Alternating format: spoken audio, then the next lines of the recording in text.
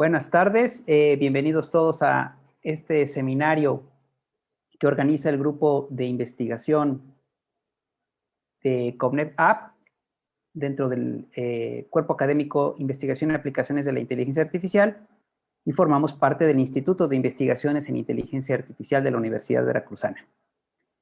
Hoy tenemos el honor de recibir al doctor Rafael Rivera López del del Tecnológico Nacional de México Campus Veracruz, ahora se dice así,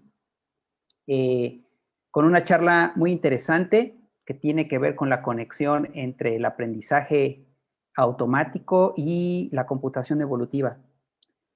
Entonces me voy a permitir presentar al doctor Rafael con una breve semblanza y después le cedo la palabra para que pueda iniciar su presentación. Agradecemos a la audiencia que nos acompaña hoy aquí en esta sala de Zoom y a los que nos estén viendo también por Facebook. El doctor Rafael Rivera López es originario de Poza Rica de Hidalgo, Veracruz. Es ingeniero en sistemas computacionales por el Instituto Tecnológico de Veracruz en 1989, maestro en ciencias de la computación por el Tecnológico de Monterrey en el año 2000 y doctor en ciencias de la computación por la Universidad Juárez Autónoma de Tabasco en 2018. Actualmente es profesor investigador de tiempo completo del Departamento de Sistemas y Computación del Tecnológico Nacional de México, Campus Veracruz, con 30 años de servicio. Imparte actualmente cursos a nivel licenciatura en las áreas de programación orientada a objetos e inteligencia artificial. Sus áreas de interés se enfocan en el estudio, desarrollo y aplicación de metaheurísticas para resolver problemas complejos y en su implementación usando el paradigma de la programación orientada a objetos. Ha sido reconocido como profesor con perfil deseable por la SEP y dentro del Sistema Nacional de Investigadores con el nivel candidato. Ha sido revisor de varios artículos sometidos a revistas como IEEE Access y también otras revistas de prestigio como el International Journal of Natural Computer Research, Evolutionary Intelligence, Swarm and Evolutionary Computation y la revista Inteligencia Artificial. Sin más, cedo la palabra al doctor Rafael. Muchísimas gracias por acompañarnos y quedamos atentos a la charla. Buenas tardes. ¿Qué tal? Buenas tardes. Muchas gracias, doctor Efraín, por la presentación. Es un gusto para mí estar este día aquí en este evento virtual con los compañeros del Instituto de Investigaciones en Inteligencia Artificial y todos los que se conecten vía las redes sociales. Muy halagado por la invitación para platicar un poco de lo que he estado haciendo en colaboración con varios colegas, tanto de ahí, de la Universidad Veracruzana, en el Instituto de Investigaciones en Inteligencia Artificial, como en la Universidad de Morelos y la Universidad de Tabasco. Le llamo a esta plática evolución diferencial en tareas de aprendizaje automático, aunque realmente solamente vamos a platicar de dos tareas en específico, ¿sí? Que sería la parte de selección de atributos y la parte de la creación de clasificadores en forma de árboles de decisión. Esa es la idea con la cual quiero platicar con ustedes, la experiencia que se ha generado con la aplicación de este algoritmo. Como ustedes saben, evolución diferencial es de los algoritmos más recientes, podríamos decirlo así, dentro de lo que se conoce en el área de inteligencia artificial como cómputo evolutivo. Y evolución diferencial pues ha tenido bastante éxito para resolver tareas de optimización numérica, tanto que ha destacado en las diferentes competencias que se presentan año con año. Pero aquí el detalle es que las tareas de aprendizaje automático no tienen todas las características, ¿sí?, de un problema de optimización numérica por la naturaleza de los datos que se manejan, el espacio de búsqueda podría ser diferente. Entonces, pues aquí lo importante es entender cómo podemos hacer ese enlace entre las dos áreas. Bien, voy a empezar la sesión. Y bueno, pues como todos nosotros sabemos, los paradigmas de cómputo evolutivo, pues es un proceso iterativo donde se trabaja con una población de individuos. Entonces, vamos a platicar una pequeña introducción de estos conceptos en general. Entonces, vamos a hablar del proceso evolutivo como tal. Obviamente que nosotros pues, necesitamos resolver un problema práctico, que generalmente lo vamos a modelar como un conjunto de variables de decisión, ¿sí? De diferentes características, y tenemos un objetivo o varios objetivos que perseguir para resolver el problema. Entonces, la primera parte importante en cualquier técnica de cómputo evolutivo, ¿sí? Pues es el proceso de codificar esas variables o parámetros de nuestro problema en el mundo o la representación en donde los algoritmos evolutivos trabajan. Entonces, si aplicamos esa codificación, nosotros vamos a generar una población inicial de soluciones candidatas, o en el ámbito del cómputo evolutivo le llamamos individuos. Bueno, esta población inicial pues normalmente es aleatoria bajo ciertas condiciones. Y bueno, el primer paso del proceso evolutivo es la evaluación. Y aquí en la evaluación, de nuevo, tenemos que solicitarle al problema la información a través de ese proceso de decodificar nuestros individuos de la población para obtener su medida de calidad, su fitness, como normalmente se le nota. Y después de la evaluación entra lo que conocemos como el proceso evolutivo, donde hay una condición de paro que nos indica hasta dónde vamos a seguir buscando, y si esa condición de paro no se alcanza, entonces empezamos a aplicar ciertos operadores genéticos, ¿sí? Que estos están inspirados, ¿verdad?, en las teorías de la evolución y de la genética. Los operadores genéticos, pues, lo que hacen es que mezclan, hacen relaciones entre la población de individuos para generar una nueva población que en la medida de lo posible va a tener mejor desempeño que la anterior. Y esta población, pues para saber realmente cuál es su aptitud, se necesita volver a evaluar. Y ahí es donde tenemos este proceso evolutivo. Una vez de que se alcanza la condición de paro, pues tendríamos que obtener el mejor o los mejores individuos de esta población, ¿sí?, que nos va a servir para resolver propiamente el problema que tenemos. Y aquí podemos decir de nueva cuenta, al seleccionar el mejor o un conjunto de mejores soluciones, necesitamos de nuevo hacer la relación con el problema, ¿no? Decodificar mi individuo, ¿sí? Y esto nos va a generar una solución cercana al óptimo para el problema que estamos resolviendo. Bueno, este proceso, sí, que es muy sencillo, nos va a permitir en poco tiempo, si quieren, o con menos costo que las técnicas tradicionales, poder resolver problemas que son complejos, ¿sí? Y donde tal vez esas técnicas tradicionales no tengan la capacidad de encontrar el óptimo. Entonces, esa es una de las ventajas de los algoritmos evolutivos. Y aquí lo que hay que destacar es ese proceso de codificación. Es donde está el asunto del éxito de los algoritmos. Entonces, es un punto que hay que analizar. Entonces, por ejemplo, ¿cómo de las variables de decisión represento un individuo? Bueno, pues normalmente, ¿sí? Se trabaja con secuencias de valores. Estas secuencias pueden ser con valores binarios, valores numéricos o mezclas de ellos. Por ejemplo, los algoritmos genéticos pues nacen con una representación como secuencia binaria, ¿sí? Y los algoritmos, las estrategias evolutivas, utilizan una secuencia numérica para representar sus soluciones candidatas. Nosotros, lo que nos interesa es el algoritmo de evolución diferencial. Bueno, también, cuando nace como una propuesta para resolver problemas, es precisamente utilizando una secuencia numérica.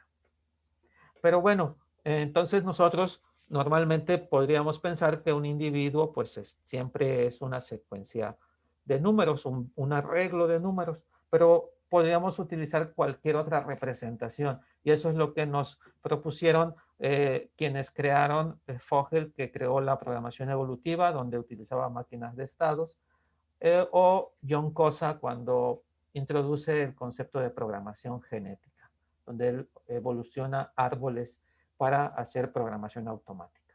Muy bien, entonces, evolución diferencial, pues utiliza secuencias de números. Podríamos verlo de esta forma. Aquí, de manera muy simple, vamos a platicar un poquito de evolución diferencial. La población tiene un número de soluciones. Nosotros, para cada una de ellas, vamos a ir haciendo el proceso de aplicar operadores genéticos. Entonces, por ejemplo, ahí tenemos la iésima solución, ¿sí? Y para generar una nueva solución necesitamos seleccionar en el algoritmo base 3 valores aleatorios de la población. Esos valores se juntan en un proceso que se le llama mutación para generar el vector mutado. Este vector mutado se utiliza para mezclarse, para recombinarse con el vector que se está evaluando para generar un vector que le llamamos el vector target vector. ¿Sí? Este es el individuo que se está generando del proceso evolutivo. Y finalmente, pues tenemos un proceso de selección donde nosotros podemos comparar el vector actual contra el generado y tomar la decisión de cuál es el que prevalece en la población. Y este proceso lo repetimos para cada uno de los individuos de la población, como lo vemos aquí.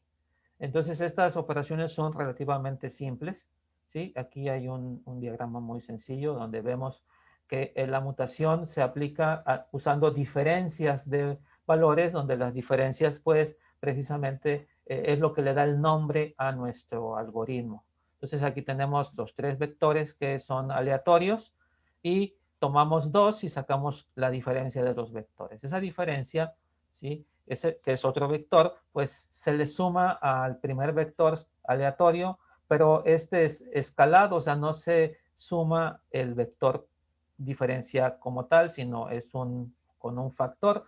Ese factor lo identificamos con la letra F y esto nos genera el vector mutado, que lo tenemos ahí. Este es el primer paso, ¿sí?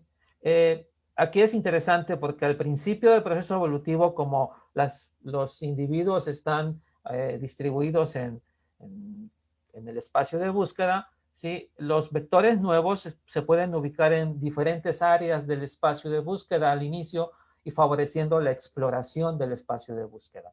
Pero cuando el proceso evolutivo avanza, estos vectores mutados, como se están generando de los mismos individuos de la población, pues las diferencias son más pequeñas y entonces lo que hacen es que favorecen a la explotación del espacio de búsqueda. ¿Sí?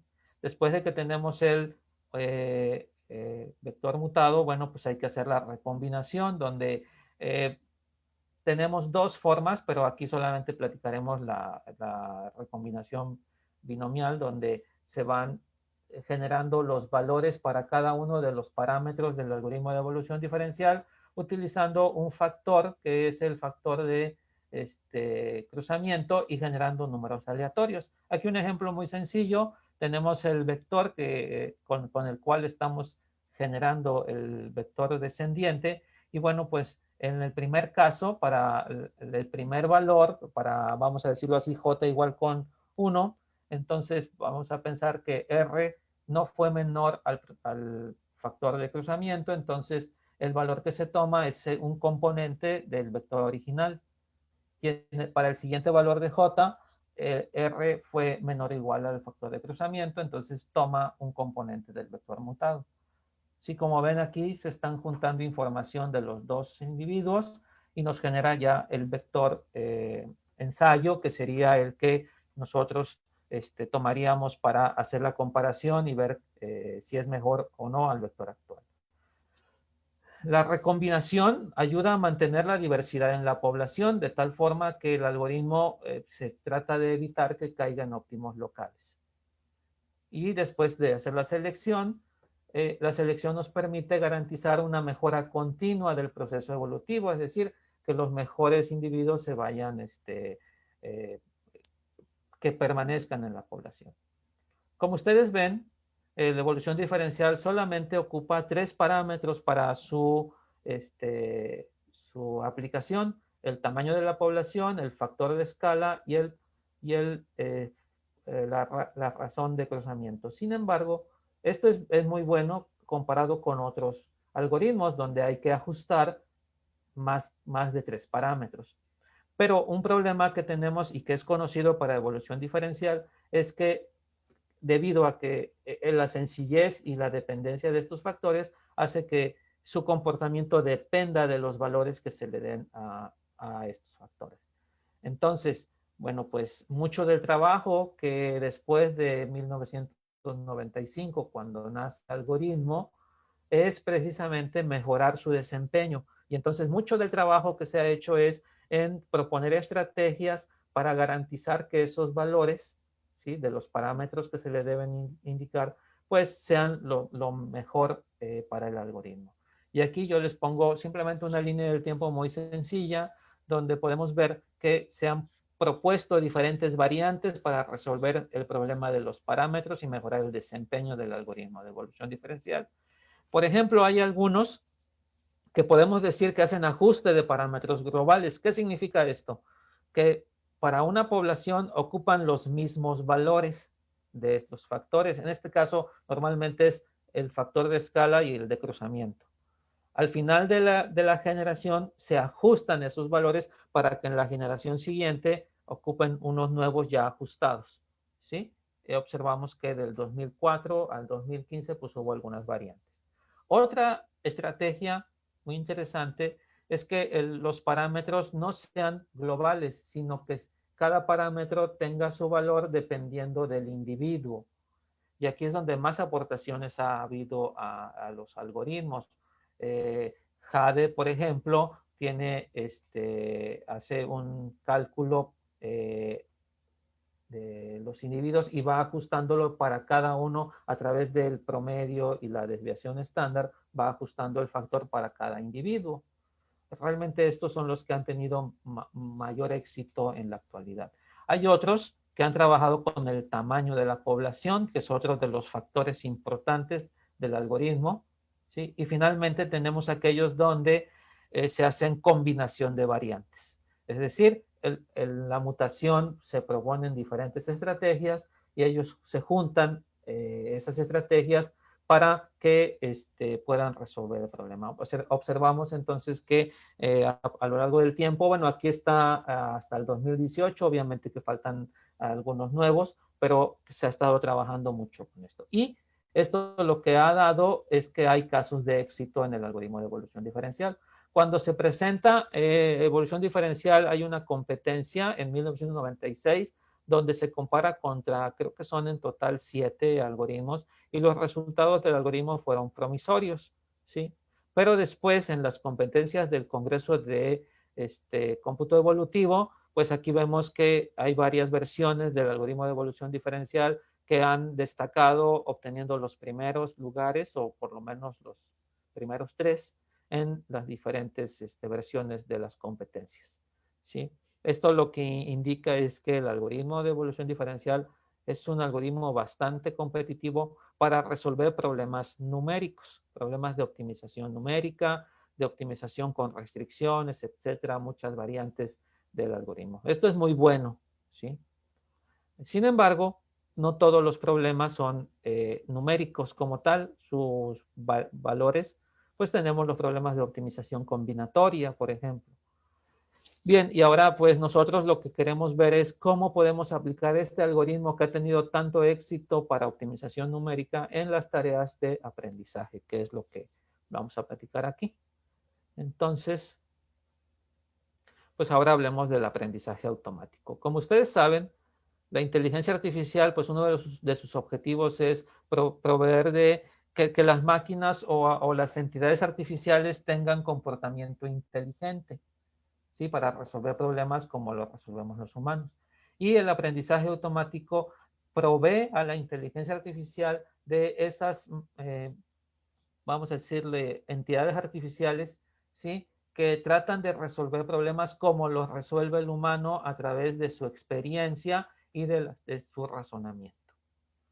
Bien, entonces, estas máquinas pues van mejorando su desempeño conforme van resolviendo el problema, o sea, van aprendiendo. Muy bien, pero para que el aprendizaje funcione, pues necesitamos tener información previa. Entonces hay algo aquí interesante. En el aprendizaje automático, ¿sí? Pues necesitamos datos, ¿sí? Para poder generar un modelo que generalice esos datos y nos demuestre un comportamiento general. Los datos pueden tener diferente origen, pueden ser datos en procesadores de hojas de cálculo, pueden ser de otro origen, como por ejemplo conjunto de imágenes, o pueden ser resultado de consultas a bases de datos, o pueden ser datos generados en tiempo real a través de sensores en línea. Bueno, pues para que una técnica de aprendizaje automático, ¿sí? Tradicional funcione, pues debe haber un proceso donde la información que está del problema pues se manipule para identificar datos relevantes, ¿sí? Igual, tal vez ahora con las técnicas de aprendizaje profundo, esta parte pudiera ya no es ser considerada interesante, la de identificar los datos relevantes, pero es muy importante preprocesar los datos para que los algoritmos tengan efectividad. Entonces, después de que tengo los datos relevantes, aplico un algoritmo de aprendizaje automático y este algoritmo lo que va a generar es un modelo que generaliza las relaciones que hay entre los datos que se le pasaron como información. Estos modelos pueden ser de diferente tipo. Por ejemplo, algo muy común pues, son las redes neuronales, las máquinas de soporte vectorial, los árboles de decisión y los grupos o clústeres, ¿verdad? Aquí cada modelo tiene sus ventajas y sus desventajas. Por ejemplo, los árboles de decisión son una técnica muy interesante por el alto nivel de interpretabilidad que tienen estos modelos. Nosotros podemos ver claramente cómo toma las decisiones el modelo clasificador o el modelo de aprendizaje, cosa que no podríamos ver fácilmente en las redes neuronales o en las máquinas de soporte vectorial. Obviamente que en la actualidad se están trabajando mucho en darle ese nivel de interpretabilidad a estos modelos. Pero bueno, los árboles de decisión desde su nacimiento tienen esa gran ventaja. Ok, entonces, pues ahora vamos a ver la cuestión de los datos relevantes. Esa parte previa para generar eh, el modelo de aprendizaje. Pues tengo mis datos, normalmente estos datos están representados por un conjunto de atributos que representan las variables del problema y un conjunto de instancias que son los diferentes casos o ejemplos que tenemos como experiencia del problema que resolvemos. Bien, aquí hay un detalle que el carecer de atributos es un problema porque nos falta información, pero también el detalle de tener muchísima información del problema también es un asunto que nos puede afectar porque puede haber valores que sean redundantes dentro de la información. Puede ser que hay atributos que no tienen relación con el problema, sin embargo están en la información. Entonces, algo muy importante dentro de esto es poder identificar los atributos que son los más representativos y también las instancias, ¿sí? Que nos permiten representar el problema. Si tenemos miles y miles de datos, es probable que dentro de esos datos haya muchos datos repetidos y lo único que van a generar es que el proceso de generar un modelo pues sea más lento por la cantidad de información que se está manejando. Entonces, hay diferentes técnicas para manejar estos datos, ¿sí? Una de ellas es la transformación de atributos, donde varios de los atributos se sustituyen por uno que los represente, ¿sí? Por ejemplo, las técnicas de análisis de componente principal, pues son de las que hacen esto, hacen esas relaciones y combinan los atributos, ¿sí? Ese sería por un lado. Pero la otra es seleccionar, o sea, no crear nuevos atributos a partir de los que tenemos, sino seleccionar del conjunto la información lo más relevante. Y a eso se le llama selección de atributos o de características, ¿sí? Pero eso es por el lado de los atributos. ¿Qué pasa con las instancias? Pues también tenemos que hacer algún tratamiento. Entonces, a veces lo que es interesante es aplicar técnicas de muestreo en los datos para que en lugar de manejar el gran volumen de datos, solamente se manejen datos representativos, ¿sí? Ese podría ser uno.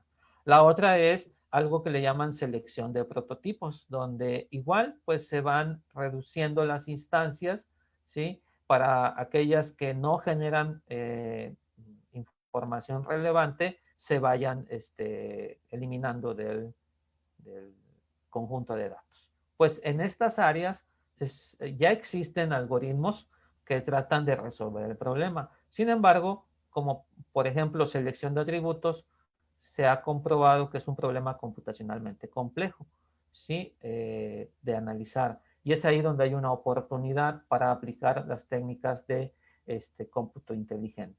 Y obviamente que en todos estos 4 puntos, que no son los únicos, puede haber otras técnicas que yo no estoy considerando aquí, pero son simplemente representativas.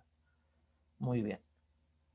Entonces, bueno, del lado del aprendizaje automático, bien, nosotros sabemos que generalmente podemos decir que los algoritmos que generan modelos, por un lado están los supervisados, estos que nosotros le damos la información ya clasificada, ¿sí? Nuestra experiencia, y ellos generan modelos a partir de esa información completa.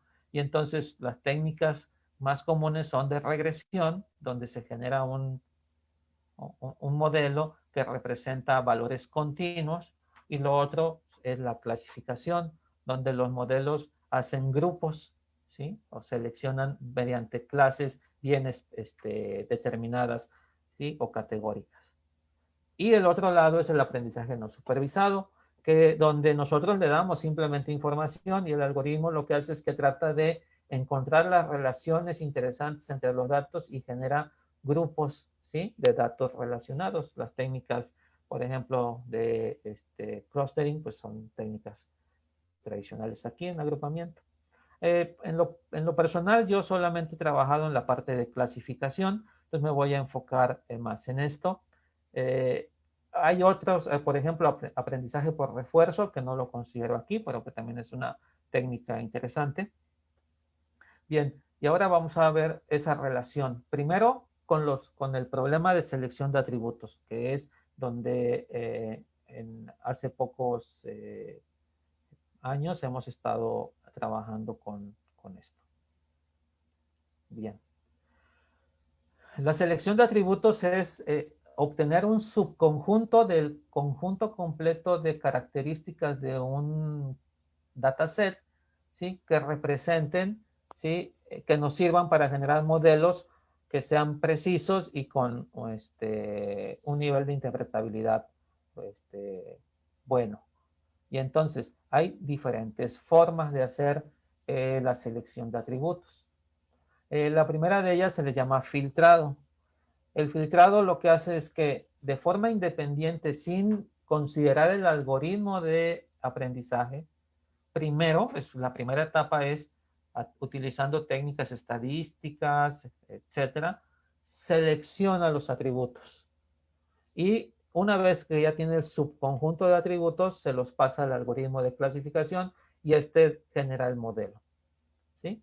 Estos esquemas son buenos porque el tiempo, o sea, como lo hacen previo a un algoritmo de clasificación o de aprendizaje, pues tardan menos tiempo. El problema es que hay relaciones, por ejemplo, los evalúa de forma individual a los atributos, le da cierto rango a los atributos a través de ganancia de información u otros esquemas, donde las relaciones que hay entre grupos de atributos a veces no son tan valoradas y se pueden perder. Entonces, esa sería una posible desventaja.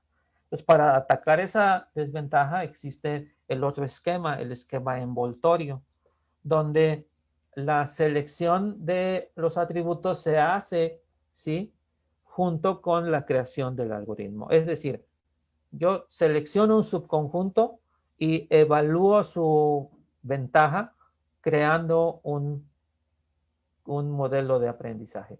Y el modelo de aprendizaje me dice, tu subconjunto tiene tal medida de calidad. Pero si yo estoy buscando un mejor subconjunto, tengo que tomar otros atributos y evaluarlos. Y entonces esto se hace un proceso iterativo donde se selecciona y se evalúa con el algoritmo clasificador. Esto es interesante porque aquí sí se pueden descubrir relaciones entre grupos de atributos. Sin embargo, el costo computacional es alto porque para cada subconjunto se tiene que aplicar el algoritmo. Y finalmente tenemos los esquemas embebidos, donde el algoritmo de clasificación tiene incluido, ¿sí?, una selección de atributos. Aquí, por ejemplo, los árboles de decisión, de hecho, tienen dentro de su proceso una selección, porque seleccionan el atributo más discriminante, entonces hay otros que los van eliminando ya en este proceso. Entonces, este esquema están muy unidos dentro del mismo algoritmo, la creación del modelo de aprendizaje y la selección de atributos. Bien, pero aquí viene el problema. Yo tengo los atributos, ¿sí? Y si quiero aplicar un algoritmo de cómputo inteligente, un algoritmo evolutivo, lo que tengo que hacer es pensar en cómo voy a representar esos atributos como los individuos de mi población, que se va a ir generando o que se va a ir actualizando con la aplicación de los operadores genéticos.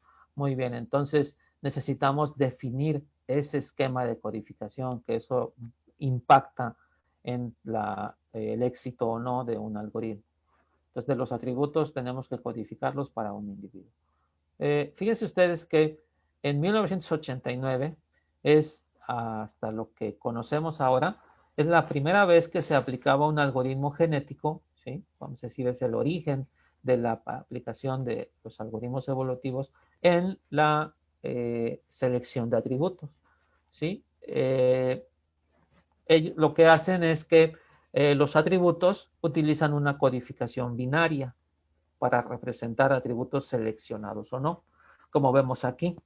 Entonces, se utiliza una cadena binaria o una secuencia binaria, donde el valor 1 indica que el atributo va a ser seleccionado para crear el clasificador, y si es 0 o si es en falso, pues no esté seleccionado. Entonces, por ejemplo, esto que tenemos aquí nos está diciendo que de los 4 atributos, 3 se van a seleccionar para construir el modelo clasificador. Y esa fue la primera propuesta que existe, y miren hasta qué fechas, en los años 89. Incluso, bueno, es previo a la creación de evolución diferencial, ¿sí? Aquí, por ejemplo, los algoritmos genéticos, pues sería muy natural pensar, ¿no?, que trabajaran con este problema por la codificación que utilizan. Sin embargo, evolución diferencial, pues como trabaja con representaciones numéricas, podríamos ahí pensar cómo hacerle para representar un subconjunto de atributos. Bueno, pues varias gentes han estado trabajando en esto, y la primera vez que se utiliza evolución diferencial para selección de atributos es en el 2006. Pero fíjense ustedes que se trabaja con una representación entera, o sea, no se trabaja con operadores, con valores de punto, con numéricos, ¿sí? Y bueno, aquí lo que hacían los autores es que aplicaban los operadores de mutación y de cruzamiento con el factor, y truncaban la parte decimal. Bueno, después, en el 2009, es la primera vez que se utiliza la representación numérica para resolver el problema de selección de atributos. Y bueno, aquí tenemos que solamente era un número el que se evolucionaba, no era un conjunto de números. Es interesante ver eso. Y también en este año se presenta la codificación binaria. Voy a adelantar un poco esto.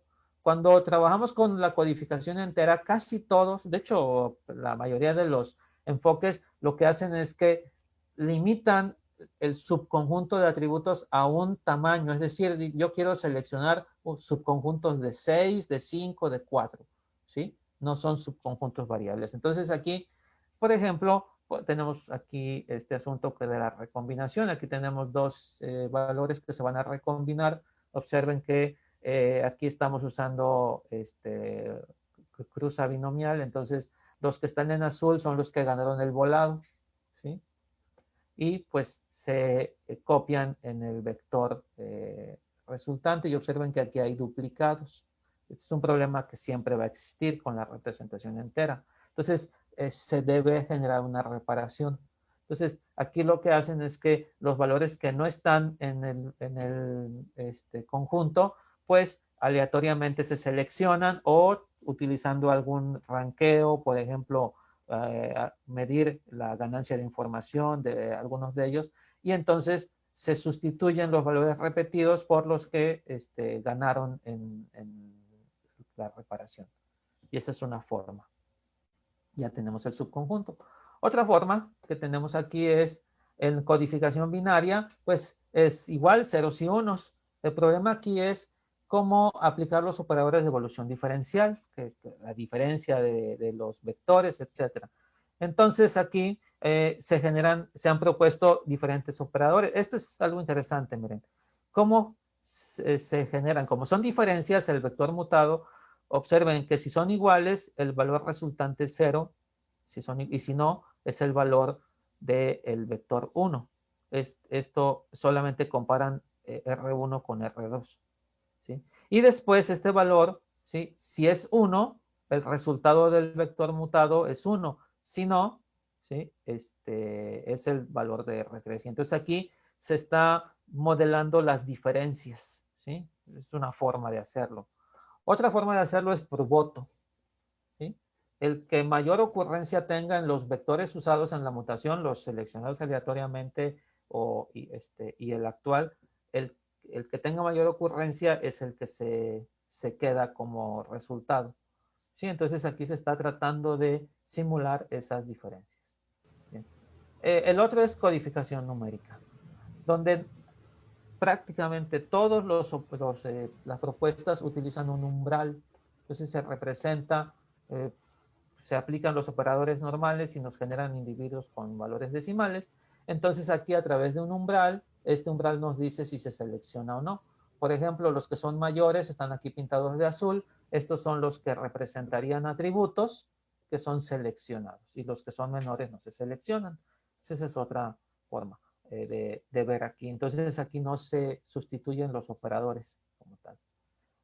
Bien, nosotros proponemos esta representación, la basada en permutaciones, donde igual vamos a ocupar una representación entera de los atributos. Cada atributo, su índice me va a determinar la representación. Entonces, nuestros individuos van a ser permutaciones, no va a haber valores repetidos.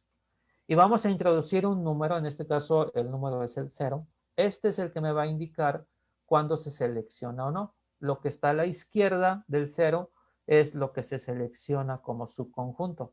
Y lo que está a la derecha, pues se desecha. Entonces, en este caso, ¿sí? Estos son los atributos que se seleccionan y mi subconjunto de atributos sería esto. ¿Por qué utilizamos permutaciones? Porque, bueno, porque ya sea existe en la literatura de evolución diferencial estos operadores, sí, que son basados en diferencias de permutaciones. La famosa matriz de permutaciones que precisamente el creador de o los creadores de evolución diferencial proponen para esto. Entonces aquí, sí, la matriz de permutaciones, por ejemplo, yo tengo aquí estos valores de son los valores de los vectores que se generaron, que se seleccionaron de forma aleatoria. Bueno, pues tenemos aquí que la mutación sería más o menos así. Observen, se supone que yo tengo que sacar una diferencia entre R2 y R3. ¿Sí? Esa diferencia es la matriz de permutaciones. Bien, entonces yo aquí tengo R2 y R3, aquí están. Bien, pues lo que yo hago es que trato de crear esta matriz es la matriz de permutaciones, de tal forma que yo indico cómo es que este 1 que está aquí, en la primera posición, va a quedar en la última posición acá. Y pues es una matriz, como ven, que solamente es de ceros y unos. Si multiplicamos esta fila por esta columna, observamos que el primer elemento es 3, ¿sí? Ese es el que va a quedar aquí. Si multiplicamos esta por esta segunda fila por esta, observamos que el único que queda es el 2. ¿Sí? Entonces, al multiplicar esta matriz por el valor de R3, obtenemos R2. Esto nos está indicando las diferencias, los movimientos que tengo que hacer para cambiarme de R3 a R2. Esa sería como la diferencia. Y esta matriz, ¿sí?, se utiliza, se aplica en el vector R1, es decir, es el efecto de sumarle, ¿sí? Pero acuérdense que hay un factor, ¿verdad? El factor F, ¿sí? Entonces, esta matriz, antes de aplicarla, se le hace un procesamiento con F, que F sirve como un umbral. Aquí no es tanto como un factor de escala, sino como un umbral, donde dice cuáles de las filas de la matriz van a ser usadas para la mutación. Entonces, la matriz cambia un poco. El algoritmo lo presentan en su libro los autores de la matriz de permutación, y entonces al aplicar esto me genera otra solución, ¿sí?, que es una permutación. Y aquí esa es la ventaja, que realmente no tengo que reparar nada, solamente tengo que ya generó una nueva solución. Esa es la idea con la matriz de permutaciones. Bueno, pero tengo que evolución diferencial también aplica recombinación, ¿sí? O sea, tanto mutación como recombinación. Entonces tengo que ver qué pasa con eso. Entonces aquí voy a poner un ejemplo. Tengo estos dos, es el vector mutado y el vector actual. Entonces, igual es con el operador de cruza binomial, entonces se van echando volados. Los que están en azul son los que ganaron. Por ejemplo, aquí entre el 8 y el 4 ganó el 8 y así. Si yo hago esto, observamos que de nueva cuenta tengo el problema de los valores repetidos. ¿Sí? Bien. Tengo que hacer algo porque esto no nos serviría mucho, ¿verdad? Entonces, miren, la reparación sería de esta forma. ¿Qué es lo que hago? Se supone que estos son atributos que van a ser seleccionados. Entonces, si aparecen repetidos, eso significa que ya fue seleccionado como tal. Entonces, simplemente elimino los que son repetidos. Y los demás los voy moviendo de lugar. Siempre los voy pegando a la izquierda. ¿Sí? Entonces, me quedan estos espacios aquí que tienen que representar una permutación, valores no repetidos. Entonces, sí, pues yo aquí, por ejemplo, tengo que el 4 no está en el vector generado, es un valor que no está, y y el otro valor que no está es el 7. ¿Sí? Entonces, estos valores, ¿sí?, pues habría varias formas de colocarlos en los lugares que faltan. Y con esto garantizo, ¿sí?, que mi solución es una permutación.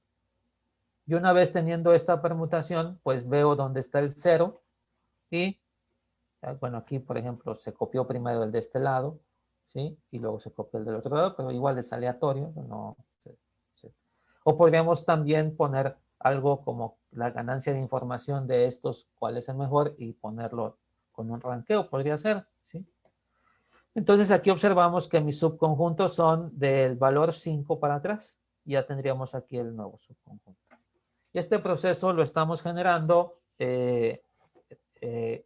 con el algoritmo de evolución diferencial, y cuando nosotros lo probamos para diferentes problemas, observamos que tuvimos un buen resultado. Aquí simplemente les pongo algunos valores con algunos datasets, y comparado contra técnicas tradicionales, que serían estas dos. Son técnicas que no utilizan cómputo evolutivo ni nada, simplemente son heurísticas para resolver el problema, y las comparamos contra un algoritmo basado en PCO, ¿sí? Que hace subconjuntos.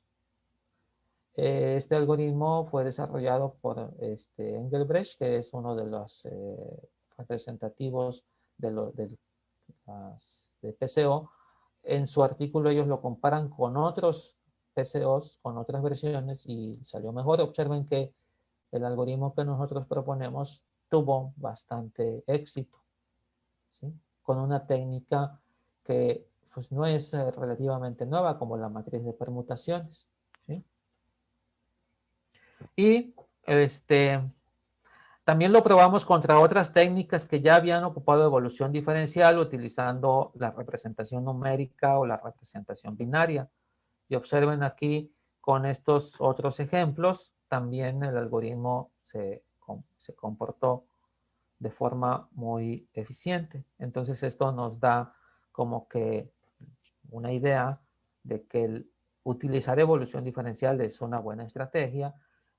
Aquí el detalle es la representación y cómo ir mejorándola, ¿sí?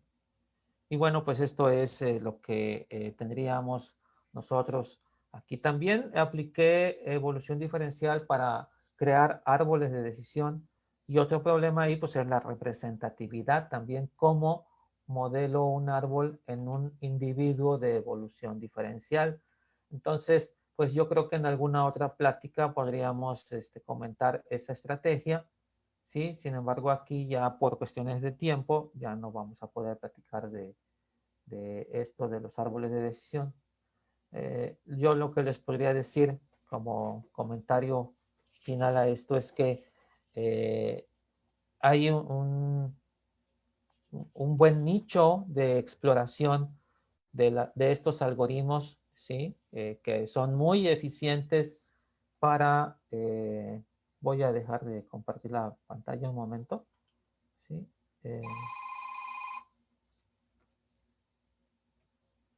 Sí, y bueno,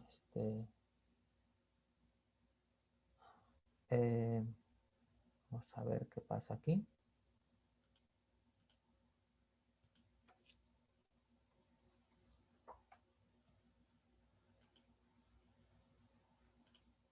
Sí, la pregunta es, ¿sí estaban viendo la presentación, perdón? Sí, sí se estaba viendo, Rafael. Ok.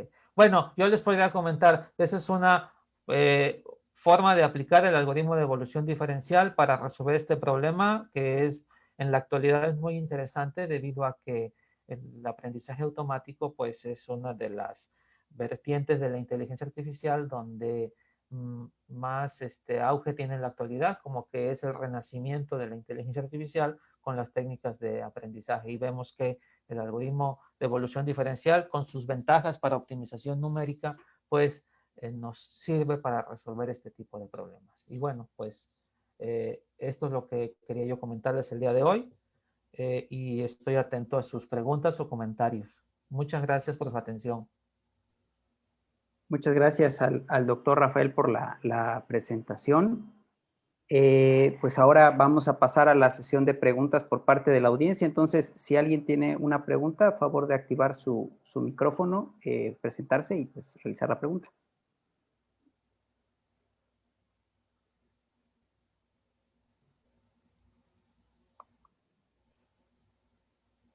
Ok, en lo que se van animando, yo tengo una pregunta, Rafael. ¿Cuál sería la ventaja esperada que un algoritmo evolutivo que pues es más costoso computacionalmente hablando contra las técnicas propias del aprendizaje automático, hablando de selección de características, tendría que ofrecer para decir que vale la pena ocupar un algoritmo evolutivo para hacer selección de atributos? Sí, aquí el asunto es el subconjunto de atributos que proporciona el algoritmo, que mejore la calidad de los modelos predictivos que generan las otras estrategias. Esa es realmente la ventaja. Podríamos justificar, bueno, Ok, sí, un algoritmo de cómputo evolutivo basado en poblaciones como evolución diferencial, pues es costoso porque cada individuo de la población se tiene que evaluar, en este caso, si es un enfoque envoltorio, ¿verdad? Se tiene que evaluar para saber qué tan bueno es. Y eso obviamente que le pega mucho comparado contra otros algoritmos. Sin embargo, nos podríamos decir, ok, nosotros entrenamos modelos de clasificación o modelos predictivos para usarlos después en otras aplicaciones. O sea, el proceso de crear el modelo es, vamos a decir así, fuera de línea. Y entonces esto nos dice, ok, aunque me tarde un poco más, yo puedo decir que mi modelo predictivo tiene mejor desempeño que aquellos de forma tradicional, ¿sí? Para resolver problemas ya en la práctica. Ese podría ser. Y aquí la ventaja es que como hace una búsqueda en el espacio de soluciones, las relaciones que hay entre los atributos que están ahí ocultas, como que tiene una mejor ventaja para descubrirlas, ¿sí? A las técnicas tradicionales. Ese podría ser también otra posible ventaja si queremos verlo así. ¿Sí? Ok, muchas gracias por la respuesta. ¿Alguna pregunta por parte de la audiencia? Adelante, Gustavo, puedes activar tu micrófono, por favor, y tu cámara si gustas. Gracias, doctor. Muchas gracias, doctor, por su plática, fue muy interesante. Sí, gracias. Y mi pregunta es si ¿cuál es la dirección que usted percibe sobre el tema de codificaciones para este problema en particular? Si ha notado usted como que los trabajos están como que encaminándose hacia un tipo de, digamos, de codificación preferida entre las publicaciones. Yo he notado últimamente que, o sea, es curioso porque podríamos pensar que si yo quiero aplicar evolución diferencial o PCO, que su representación son numéricas, que desde inicio los aplicaban, pero no era así, o sea, se pensó en evolución diferencial utilizando valores enteros, etcétera. La tendencia es hacia allá, yo es lo que estoy viendo, que muchos artículos utilizan la representación numérica y generalmente manejan ese umbral, casi todos manejan el umbral. Algunos el umbral es fijo, 0.5 normalmente, o algunos lo van variando con el paso del proceso evolutivo, pero casi todos se basan en eso. ¿Sí? Yo supongo que es para respetar la aplicación de los operadores propios de los algoritmos. ¿Sí? Yo podría decirte ahí, yo podría criticar un poco, bueno, ponerle así el término criticar, el hecho de manejar umbrales. Porque si yo pongo el 0.5 y si saco diferencias que son menores a 0.5, aunque yo tenga un individuo diferente, pero si no pasa el umbral, me está dando la misma solución y ahí perdí, ¿sí? Un punto de búsqueda, porque lo estoy considerando el mismo. ¿Sí? Entonces, aunque yo saque diferencias, me queda el mismo individuo, pierdo información. Entonces, podría yo pensar en eso. ¿Sí?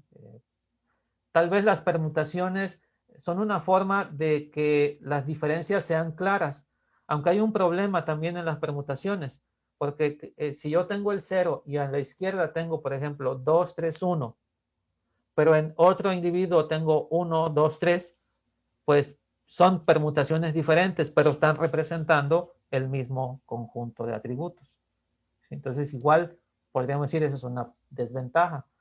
Aquí tal vez lo que tendríamos que hacer es pensar en que realmente los algoritmos trabajen con operaciones sobre conjuntos, o sea, que hagan diferencia de conjuntos, no representados como permutaciones ni como números, sino porque el problema es de subconjuntos. ¿Sí? Ese podría ser una interesante idea. Y sé que por ahí hay algún algoritmo que llaman evolución diferencial basada en subconjuntos. ¿Sí? Aunque si leen el artículo tiene ahí sus detallitos, pero podría ser una buena opción. ¿Sí? Muchas gracias. Sí, Gustavo, un gusto. Muchas gracias, gracias por la pregunta, Gustavo. Jesús, adelante, puedes activar tu micrófono y cámara si gustas. ¿Qué tal? Muchas gracias por la presentación. Yo tengo dos preguntas. No conocía yo esta representación de bueno, no conocía yo el método para generar soluciones utilizando esta matriz que presentó. Me gustó mucho, no sé, no lo conocía y me gustó mucho.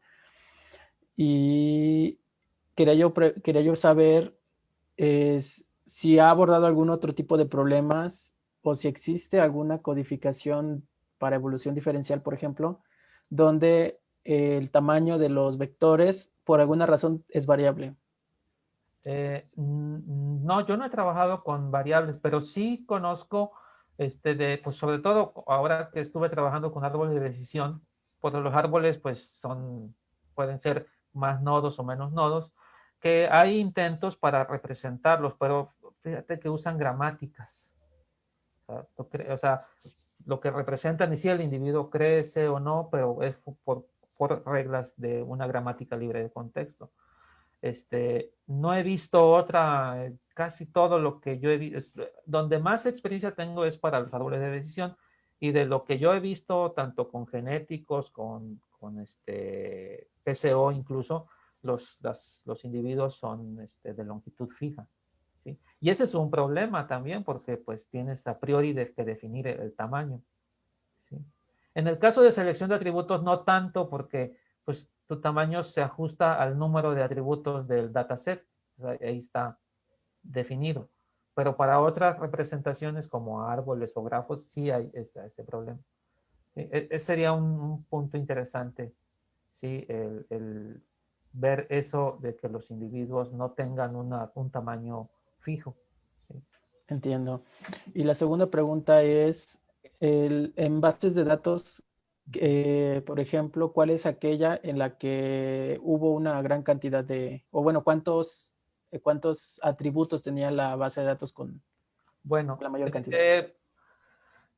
En Internet está la base de datos de la Universidad de California en Irving, la UCI, donde ahí hay una gran cantidad de dataset y hay muchos que son conocidos y tradicionales, pero los tamaños no son tan grandes.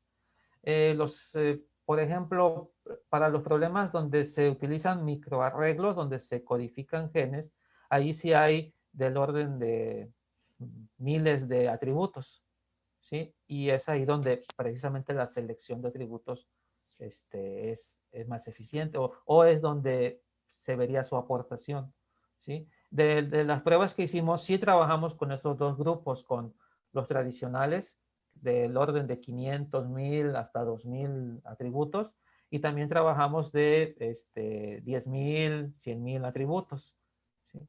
Aquí la desventaja de lo que nosotros hicimos es que el enfoque fue envoltorio, fue Groper, cada individuo se tenía que evaluar. Entonces, pues, si tienes más atributos, tardas más, ¿sí? Y ese es un problema que hay que abordar, el tiempo de evaluación de la selección, ¿sí? Y ese es, ahí la parte del muestreo y eso me llama la atención, algo que se podría hacer ahí para reducir la información antes de aplicar el algoritmo, ¿sí?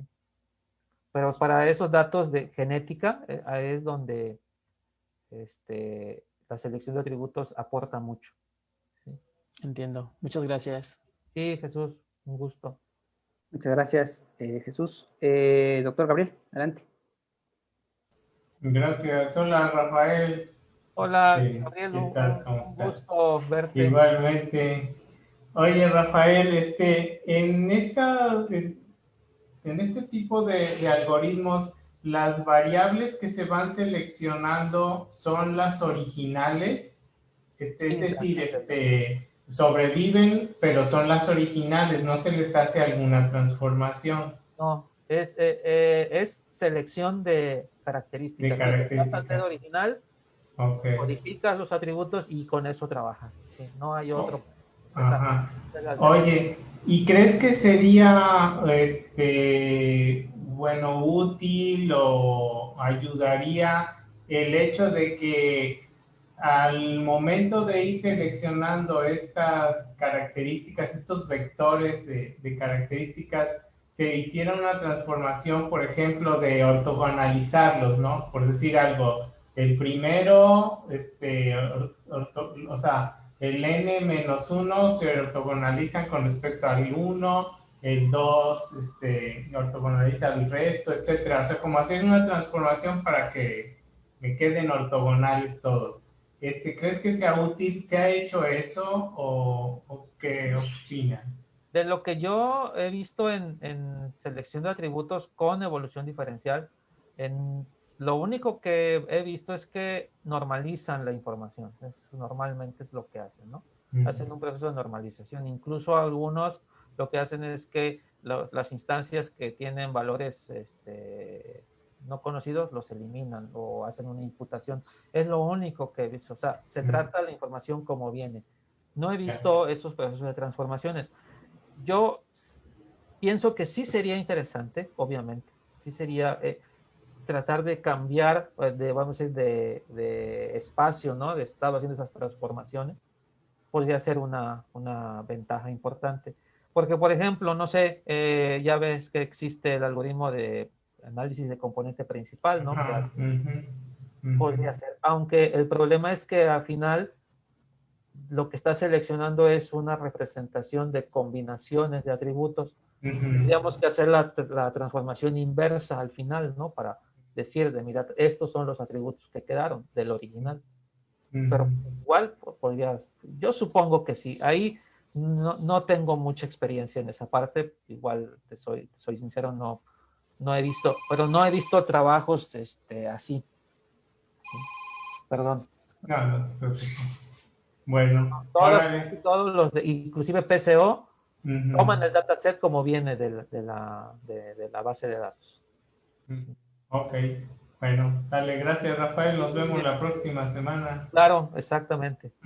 Muchas gracias, doctor Gabriel. La maestra Randy tenía también la mano levantada. Adelante. Sí, muchas gracias. Muchas gracias, doctor Rafael, por la presentación. Muy interesante ese tema. Bueno, el tema de selección de características se me hace un tema muy bonito. Y también muchas gracias por la paciencia que nos ha tenido el día de hoy. Una pregunta. Usted que ya tiene mucho tiempo trabajando con esta, bueno, con la selección de atributos o de características, entiendo que cuando usamos la técnica, bueno, para la clasificación se utilizan algoritmos, ya sea algoritmos genéticos o la diferencial. Aquí la desventaja, como ya lo comentaba, es un poco el proceso, el poder de cómputo.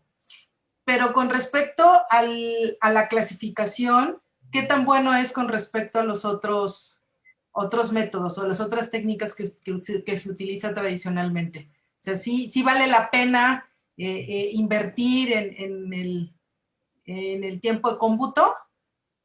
Sí, yo claramente veo que sí, porque, por ejemplo, podemos hacer selección de atributos fuera del proceso de crear el clasificador, ya sea con Random Forest o con cualquier otro esquema. Pero el filtrado tiene esa gran desventaja que evalúa los individuos los atributos de forma independiente. Y las relaciones, por ejemplo, puede ser que dos atributos, aunque tengan menos relevancia independiente, en conjunto le den más información al problema. Y eso los algoritmos de filtrado normal no lo ven, no lo pueden ver, ¿sí? Porque ellos hacen un ranking por atributos. Entonces, la ventaja de hacer esas combinaciones y evaluarlas con un clasificador sí nos permite descubrir esas relaciones entre grupos de atributos que solos no dan información. Es aquí como ¿cómo te llamamos? Lo de los grupos o SWARs, ¿no? Que el individuo en sí, pues es muy simple, pero hay un comportamiento inteligente emergente en cuanto al conjunto como tal. Entonces, si nosotros evaluamos los atributos, podemos decir, este atributo es más importante porque solo tiene una ganancia de información tal. Pero, ¿qué pasa con dos que tienen la mitad y al juntarlos, sí, pueden generar más información que uno solo? Y eso es lo que estos algoritmos sí pueden capturar. ¿Sí? Ok, muchísimas gracias, No, muchas gracias a ustedes. Sí. Muchas gracias a la maestra Randy. No sé si haya por ahí alguna otra pregunta. José Antonio, adelante. Hola, buenas tardes. Gracias por la presentación. Yo tengo una duda un poco más respecto a la parte operacional. Sí. No me quedó un poco claro la parte, entiendo que la matriz de permutaciones se interpreta como la diferencia. Exacto. pero al momento de combinar esta matriz, una vez que tenemos esta diferencia y al multiplicarla por nuestro factor de escalamiento, esta parte de donde se combina estos dos parámetros, pues no me quedó muy claro Sí, mira, es específicamente que ese punto. en la lámina que pongo aquí, si te da, o sea, ahí no sé si lo pueda compartir, si quieres. Lo Sí, podemos, adelante. ¿sí?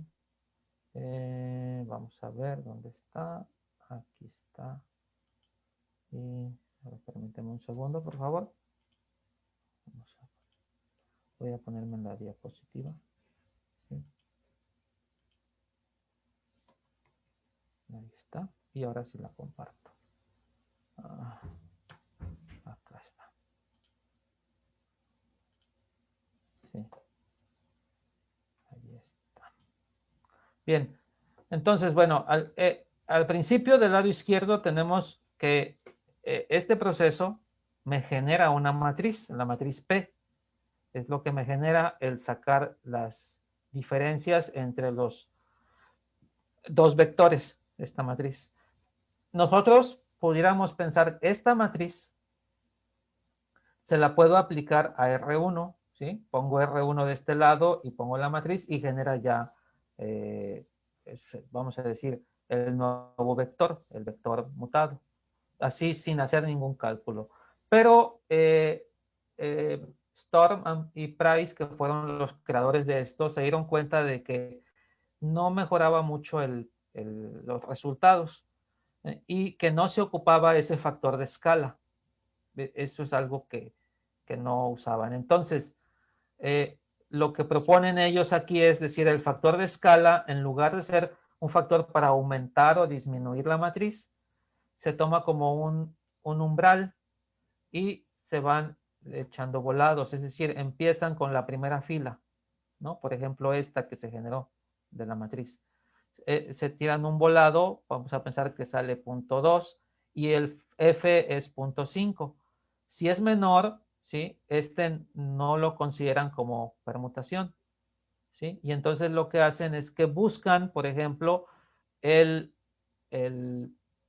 renglón donde haya un 1 en esta posición, en la diagonal, aquí busca. Entonces, como fue menor, ¿sí? Pues entonces dicen, entonces este lo intercambian y lo ponen acá.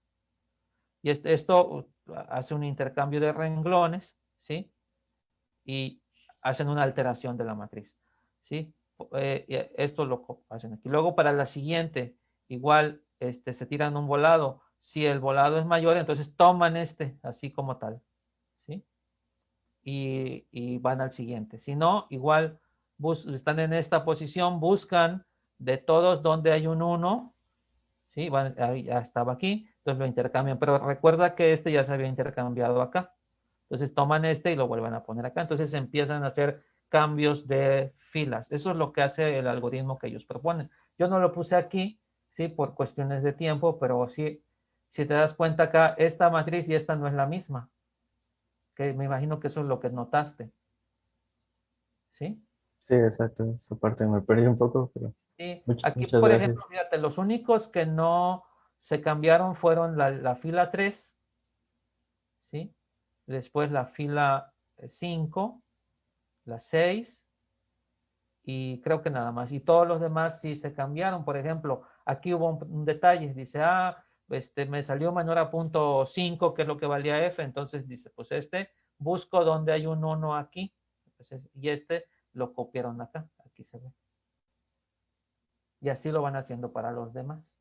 Entonces, esta matriz, por eso se le llama, es una matriz alterada o modificada por el factor F. Al hacer esto, las mutaciones dieron mejores resultados que ocupar la matriz original. ¿Sí? Más o menos esa es la idea de esta matriz. Si tú checas el libro de evolución diferencial de Storm y Price, del 2005 me parece que es, ahí tienen ellos el algoritmo con el cual generan la matriz de permutación y hacen esto. Yo lo apliqué tal cual para esto. ¿Sí?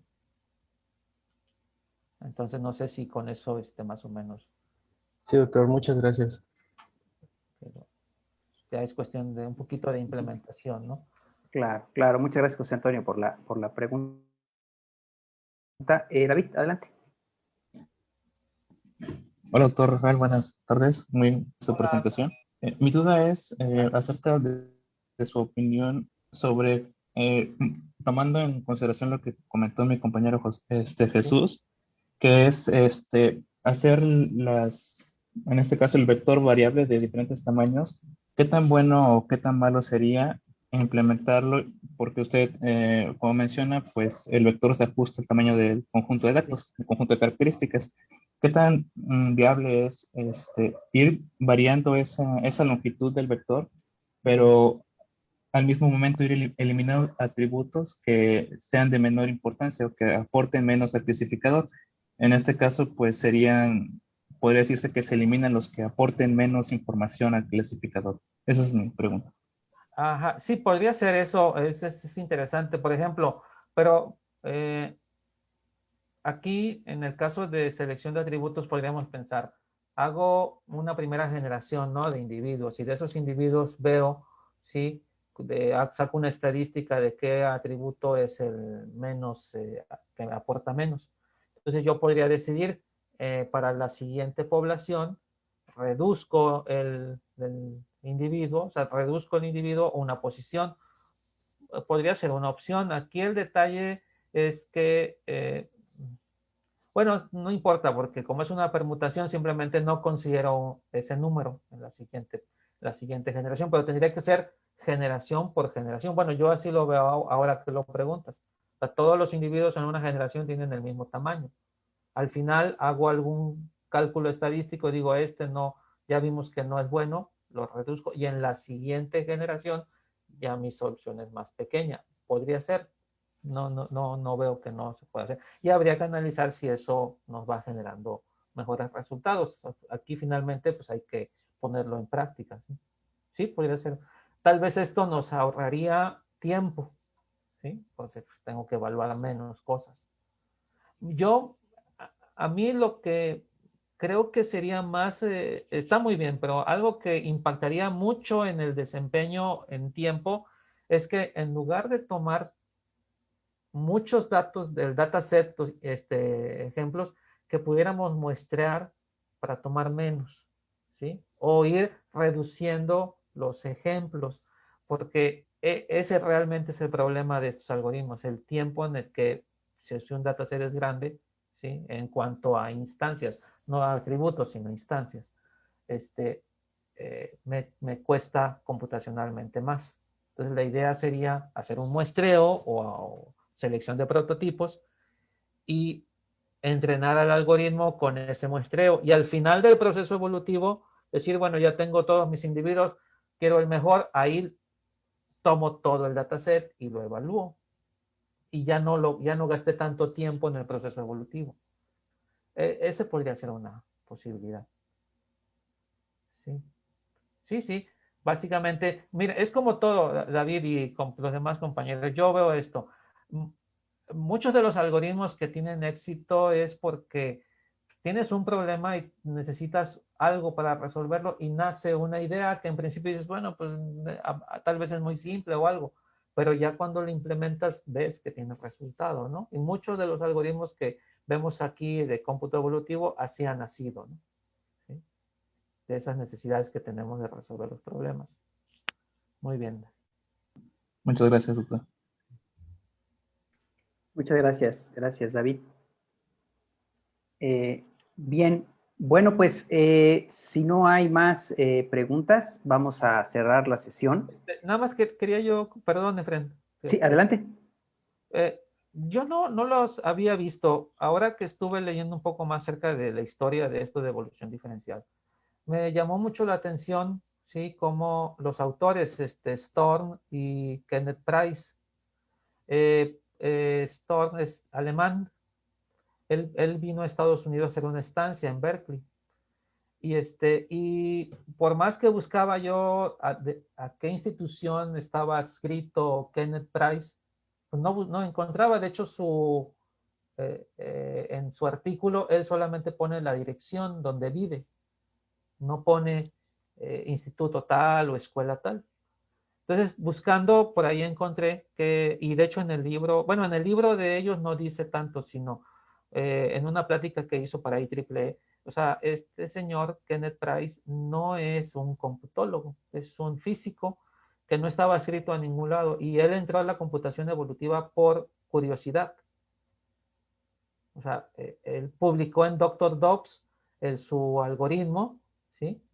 Y lo leyó Storm y por eso lo contactó, pero él no estaba en un instituto de investigaciones. Me llamó mucho la atención eso. Normalmente, por ejemplo, Holland, la Universidad de Michigan y así, ¿no?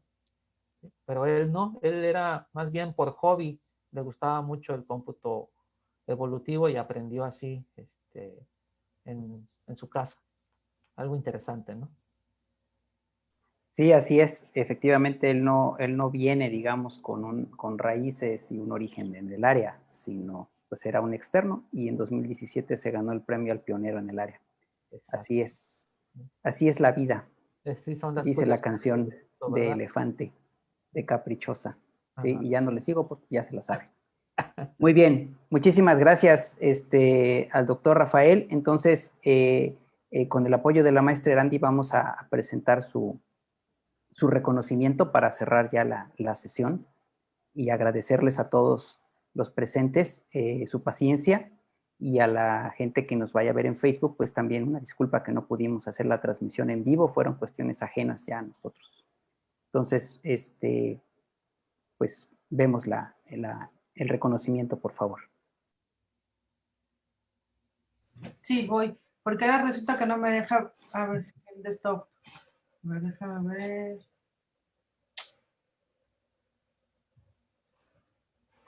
No me deja compartir pantalla a mí. A ver, déjame ver, porque yo no soy host, pero... No, soy yo. ¿Ah, sí? Sí, y no me deja compartir. Ok. Déjame ver. Ya. ¿Ya lo ven? ¿Sí? Listo, ya la vemos. Muchísimas gracias. Gracias, el maestro Randy.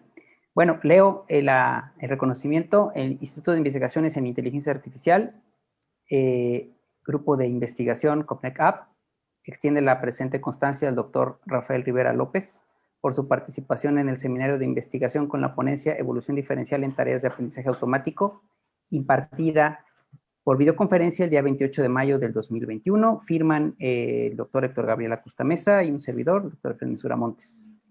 Muchísimas gracias, Rafael, y bueno, pues espero que haya sido de interés la charla, tanto para ti como para los que la pudieron atender. Muchísimas gracias. No, pues muchas gracias. La verdad es un enorme placer estar aquí con ustedes, con gente tan entusiasta, ¿no?, del área de computación. Vaya, es un honor para mí presentarles este pequeño, pues bueno, más bien los esfuerzos que se están haciendo para aplicar cómputo evolutivo en algunas otras áreas. Y yo les agradezco mucho la invitación, ¿no? Les felicito también por este ejercicio que tienen de divulgación de las ciencias, sobre todo de las inteligencia artificial. Sí, pues es un esfuerzo muy loable y muy interesante para que pues quienes están interesados en esto pues puedan ver las posibilidades que tiene el área para resolver problemas prácticos de la vida diaria, como por ejemplo ahora con la pandemia, ¿no? Para tratar de aportar en la solución al problema. Y entonces, bueno, pues yo les agradezco mucho que me hayan invitado. La verdad es un honor para mí estar aquí y pues muchas gracias. Y están cordialmente invitados aquí a Veracruz, aunque hace más calor, pero ya saben, aquí tienen su casa todos, cuando gusten, ¿sí? Pueden en la parroquia o en algún otro lugar aquí conocido. Muchísimas gracias. Muchísimas gracias. Sí. Muchas gracias. Gracias a todos. Entonces terminamos grabación, Erandi.